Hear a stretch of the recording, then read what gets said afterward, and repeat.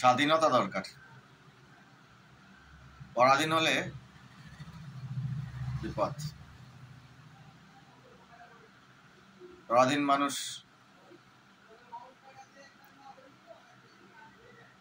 খুব মুশকিলে থাকে,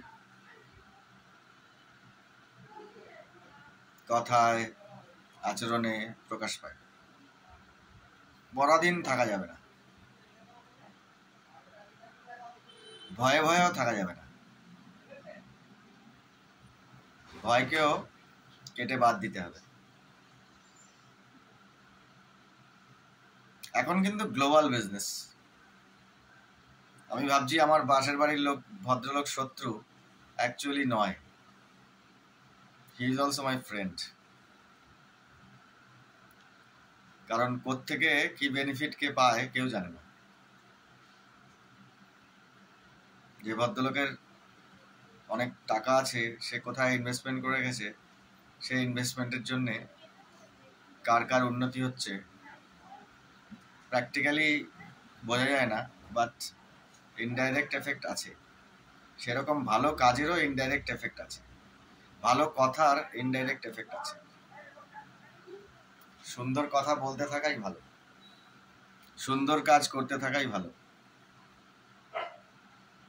আগের দিন একবার বলেছিলাম, একটা পার্ক এভিনিউর ব্লেজার কিনেছি, ওটা বিক্রি করেছে কোনো একটা শপিং মল, সেটাও একদম ইন্ডিয়ার নাম্বার 1 কোম্পানির, তৈরি করেছে বাংলাদেশ। তো এই আর কি, তাহলে কতগুলো লোক জড়িত। আমরা শুধু শুধু কিছুটা স্বার্থপর হয়ে একে ওকে কিছু বলে ফেলি, অ্যাকচুয়ালি তার কোনো ভ্যালু নেই। শুধু শুধু সময় নষ্ট, মন নষ্ট, সম্পর্ক নষ্ট, আর কিছুটা হিংসা জন্মে যায় মনের মধ্যে। আলটিমেটলি যার ক্যাপাসিটি আছে, যার মানসিকতা ভালো, যে মানুষকে ভালোবাসতে পারে, তারই সুন্দর সময় কাটে, সেই সুন্দর সময় উপভোগ করে।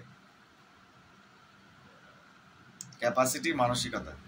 সঙ্গে অনেকে বলে ধর্ম লাগবে না, ধর্মটাও লাগবে। ধর্ম মানে বেঁচে থাকার ধর্ম, মানুষকে ভালোবাসার ধর্ম, সাকসেসফুল হওয়ার ধর্ম উইথ জাস্টিস। কষ্ট আছে, শর্টকাট না, অনেক কঠিন। তো এগুলো কথা, কাজ আর মানসিকতা, সঙ্গে ধর্ম, সবকিছুই লাগবে। মানুষকে ভালোবাসতে পারলে ব্যাপারটা অনেক সহজ হয়।